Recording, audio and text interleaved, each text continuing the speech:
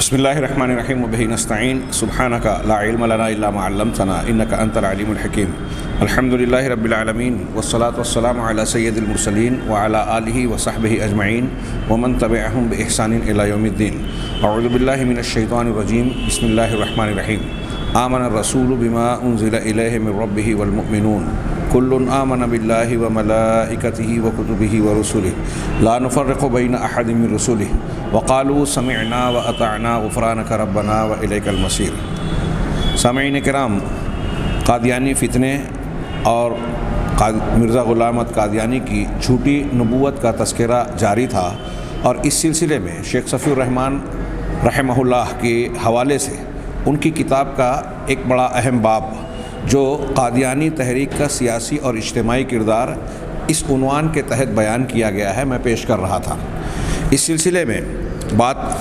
بڑی ناقص تھی، یعنی ادھوری میں نے پیش کی تھی، اور وہ اس تناظر میں کہ 19ویں صدی کے اخیر میں 19ویں صدی کے اخیر میں ہندوستان ہی نہیں بلکہ عالمی سطح پر جو حالات تھے اور ان کے جو تقاضے تھے، یہ اس پس منظر کے طور پر اس کا تذکرہ اور اس کا خاکہ پیش کیا جا رہا تھا جس میں قادیانی نبوت نے جنم لیا اور پروان چڑھی، اور درپردہ بلکہ بعض مقامات پر واضح طور پر اس کا انگریزی حکومت سے رابطہ اور تعلق واضح تھا۔ چنانچہ اس ضمن میں کئی نکات کے تحت عالمی پس منظر اور ملکی پس منظر کا تذکرہ شیخ فرما رہے تھے۔ نمبر 1 کے تحت انہوں نے بتایا کہ 1857 میں جو ایک عام انگریزوں کے خلاف بغاوت یا تحریک آزادی کی آگ لگی تھی، اس کے بعد اگرچہ یہ کئی وجوہ کی بنیاد پر ناکام ہو گئی ہندوستانیوں کی جانب سے، لیکن انگریز اس کے بارے میں اب پہلے سے زیادہ چوکنا اور ہوشیار ہو گئے کہ اب ایسی کوئی تحریک نہ اٹھے، اور اس کے جو اسباب، عوامل اور عناصر ہیں ان کو جڑ سے اکھاڑنے کے لیے اس نے کوششیں شروع کر دی اپنی حکومتی سطح پر۔ دوسرے نمبر پر یہ بتایا کہ 1857 کے جو شرکا تھے انگریزوں کے خلاف، جن لوگوں نے حصہ لیا تحریک آزادی میں، اس میں ہندو مسلم دونوں کی خاطر خواہ تعداد تھی۔ چنانچہ انگریزوں کا ایک طریقہ یا ان کی پالیسی یہ تھی کہ ہندو مسلمان ملک کے ان دو دھڑوں کے درمیان اختلاف پیدا کیا جائے۔ یہاں اگرچہ ہندوؤں کی اکثریت ہے، لیکن اس معاملے میں قیادت مسلمانوں کو حاصل تھی کئی وجوہ کی بنیاد پر۔ چنانچہ انگریزوں نے ایک طرف ہندو مسلمانوں کے درمیان انتشار، دراڑ اور تفریق پیدا کرنے کی کوششیں کی، دوسرے خود مسلمانوں کے مابین انتشار کی، تفریق کی کوشش بڑے پیمانے پر کی گئی۔ اس ضمن میں مناظرات کا ماحول گرمایا گیا، یورپی ممالک سے عیسائی پادریوں کو بلایا گیا اسلام پر حملہ کرنے کے لیے، آریاؤں کو بڑھاوا دیا گیا، مسلمانوں کے اندر جو مختلف طبقات اور مسالک ہیں ان کے اختلافات کو بھی اچھالا گیا، اور ایک مناظرات کا ماحول بنایا گیا تاکہ مسلمان اسی میں الجھ کر رہ جائیں، اور اس الجھاؤ کے ساتھ ساتھ مسلکی اختلاف کی ایسی شدت اختیار کر جائے کہ ایک دوسرے کے تعاون اور مدد کی یہ سوچ بھی نہ سکیں، بلکہ ایک دوسرے کے خلاف دشمنی کے جذبات ہوں، اور اس دشمنی میں اپنے مقابل کو زیر کرنے کے لیے انگریزی حکومت کا ساتھ دیں۔ لڑاؤ اور حکومت کرو کی جو پالیسی بہت مشہور ہے۔ تیسرے نمبر پر انہوں نے یہ بیان کیا تھا، جو میں نے کافی کچھ حصہ اس کا پیش کیا، کہ ہندوستان میں مسلمانوں کے 3 قابل لحاظ گروہ تھے، ایک بریلوی، دوسرے دیوبندی اور تیسرے اہل حدیث۔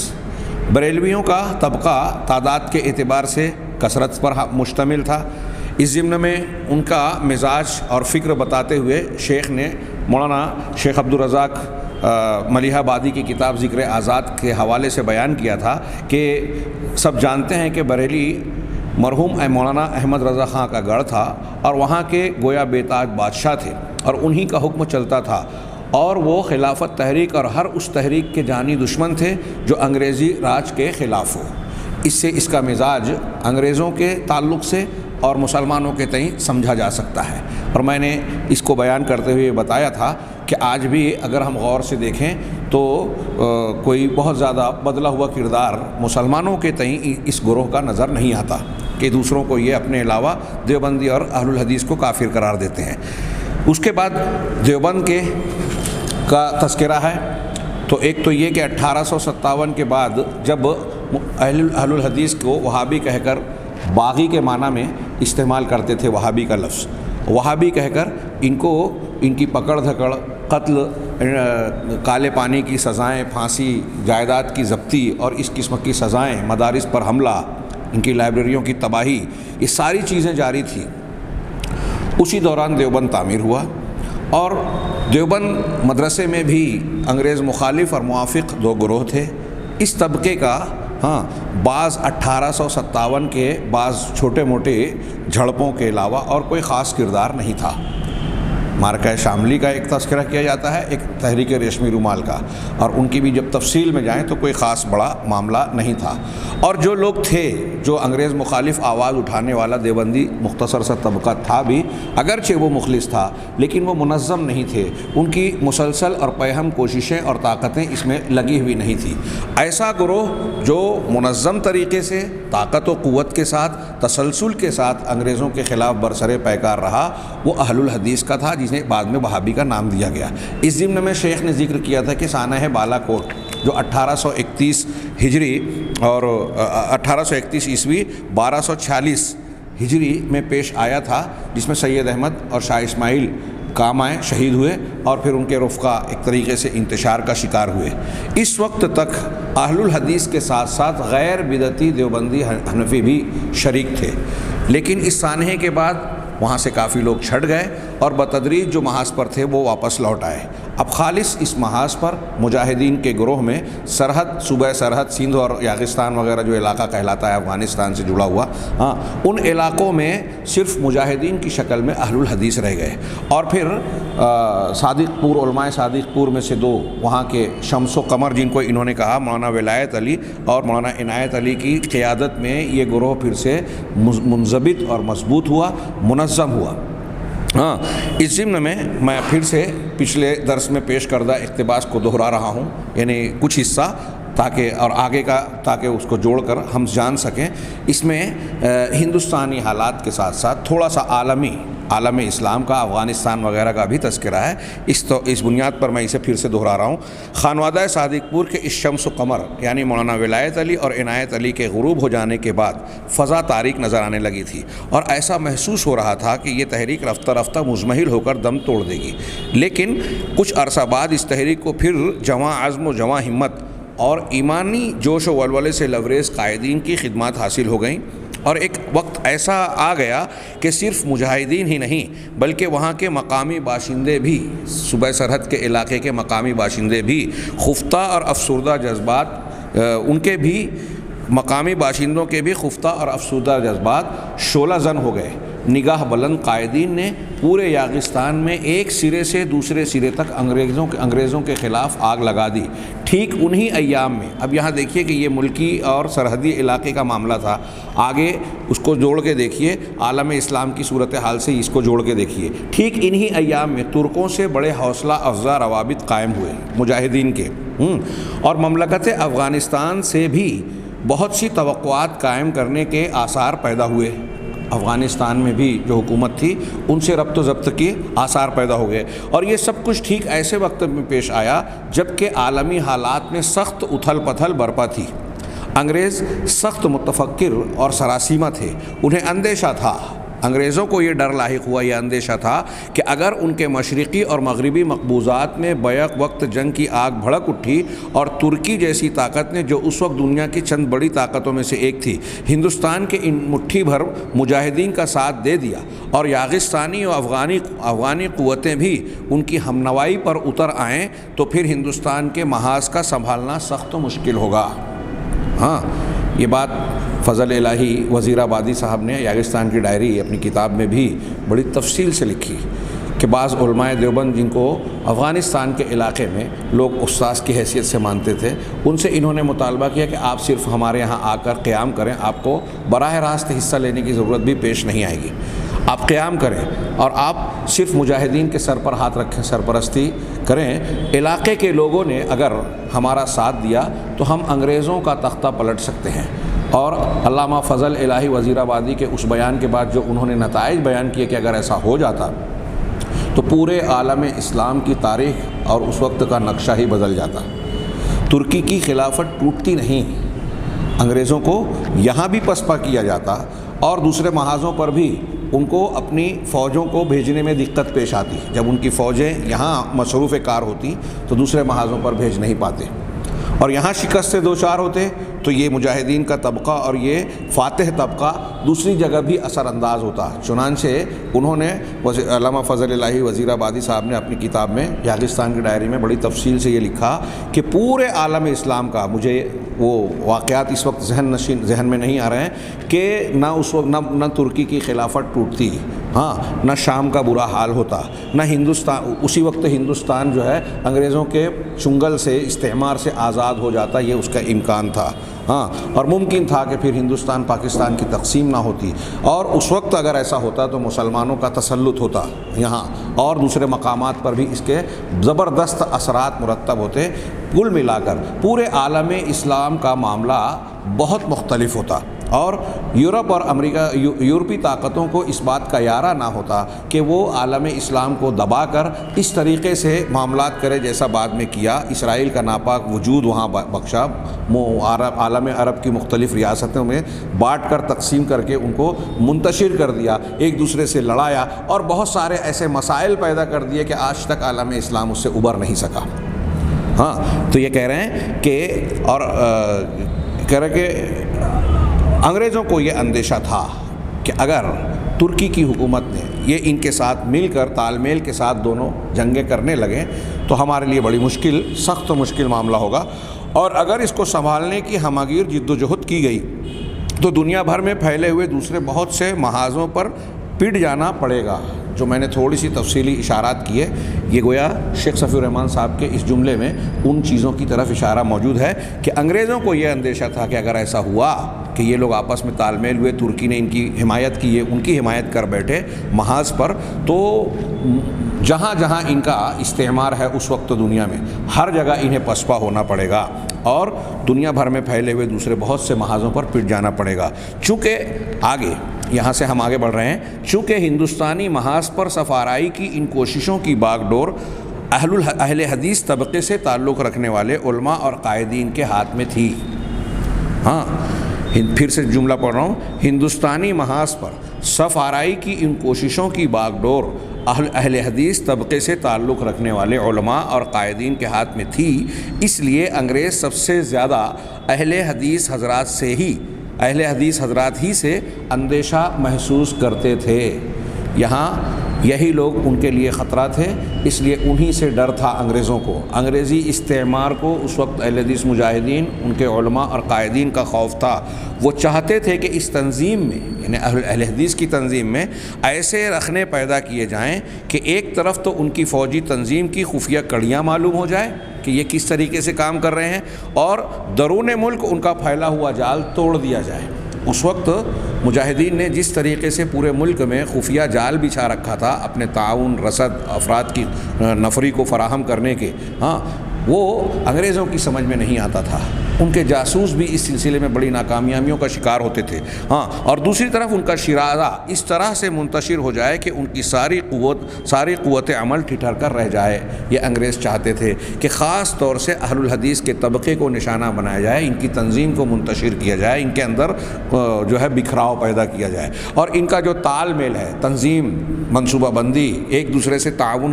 کی جو فضا، خفیہ طریقے سے جو نظام قائم ہے، اس نظام کو توڑ پھوڑ دیا جائے۔ یہ ان کی پوری کوشش تھی، اور انگریزی حکومت کے سارے عوامل جو اس سلسلے میں کام کر سکتے تھے، ایجنسیاں، محکمے، سارے اس پر لگ گئے اور بطور خاص لگے، اور حکومت اس سلسلے میں مختلف تدبیریں بھی اختیار کرنے لگی، خارجی اور داخلی طور پر۔ چنانچہ نمبر 4 میں شیخ صفی الرحمن صاحب مبارک پوری رحمہ اللہ فرماتے ہیں، چوتھے نمبر پر خاکے کا پیش کرتے ہوئے، کہ انگریزوں کے خلاف مجاہدین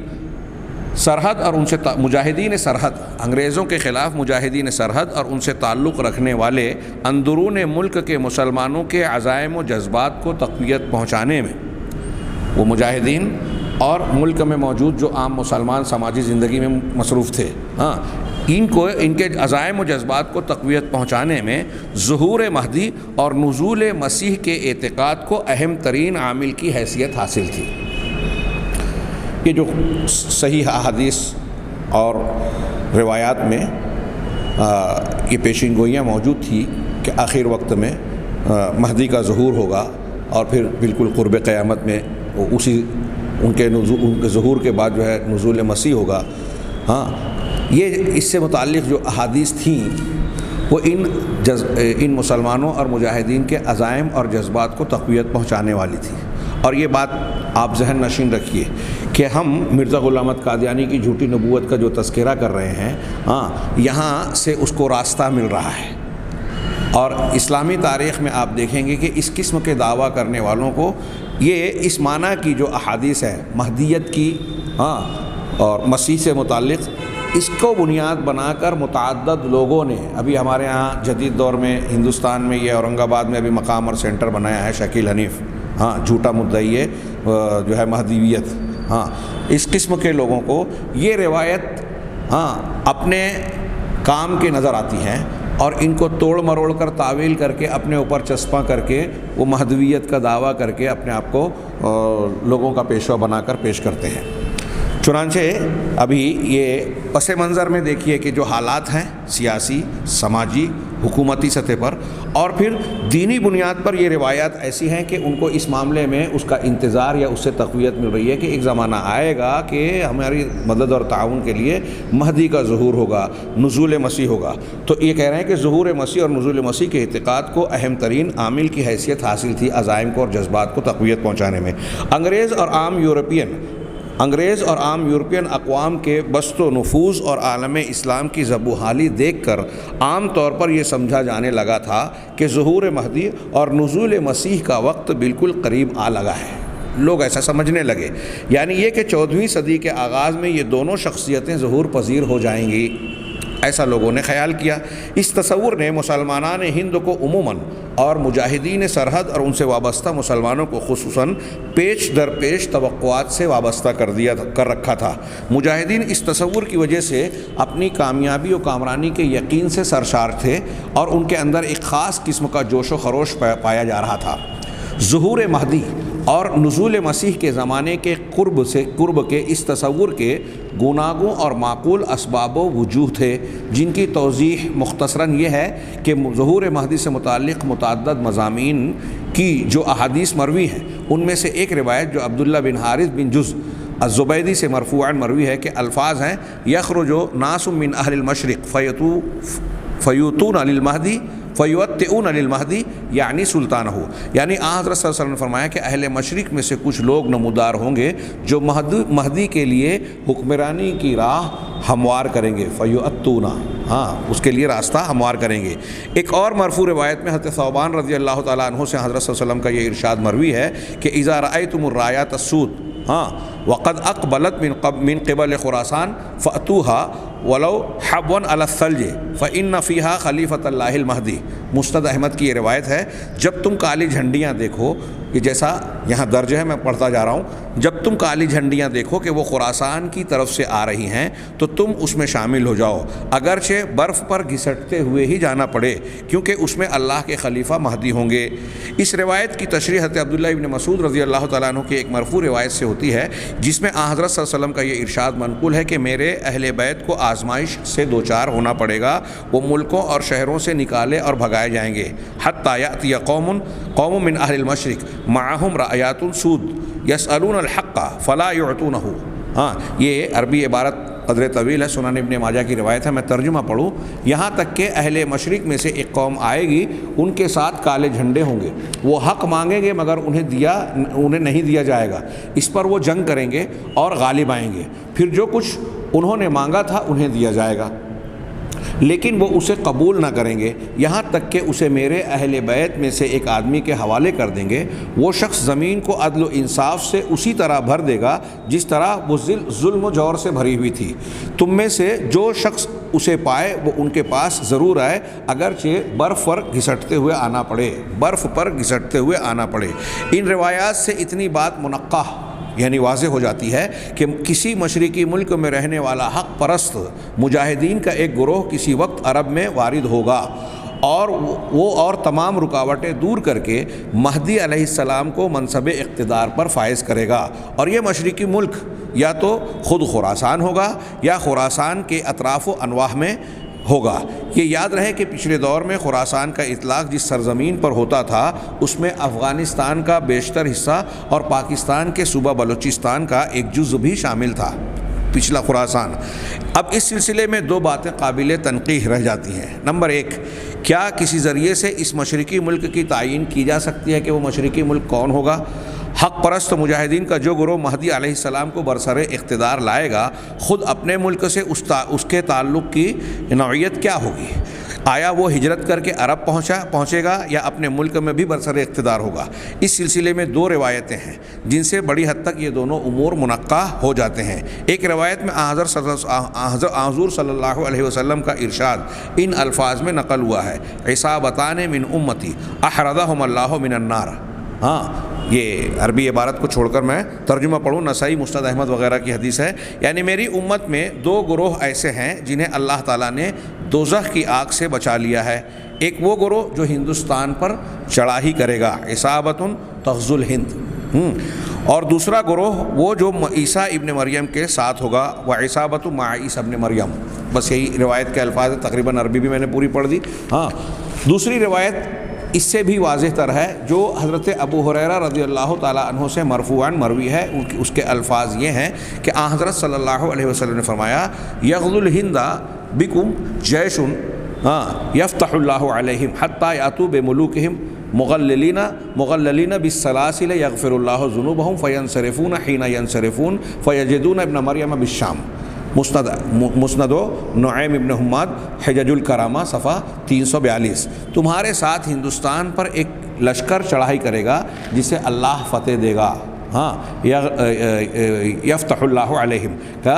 اللہ تعالیٰ یہاں تک کہ یہ لوگ وہاں کے بادشاہوں کو زنجیروں میں جکڑ کر لائیں گے، اللہ ان کے گناہوں کو بخش دے گا۔ یہ لوگ جب پلٹ کر آئیں گے تو ابن مریم کو شام میں پائیں گے، جب پلٹ کر آئیں گے تو ابن مریم کو شام میں پائیں گے۔ ان دونوں روایتوں سے یہ بات مستفاد ہوتی ہے کہ حضرت مہدی کے ظہور کے وقت مجاہدین کا ایک گروہ ہندوستان کی غیر مسلم طاقتوں سے نبرد آزما ہوگا۔ چونکہ اطراف مشرق میں کسی اور جگہ مجاہدین کے وجود کی کوئی پیش گوئی نہیں ملتی، اس لیے بجا طور پر سمجھا گیا اور سمجھا جاتا ہے کہ مہدی کے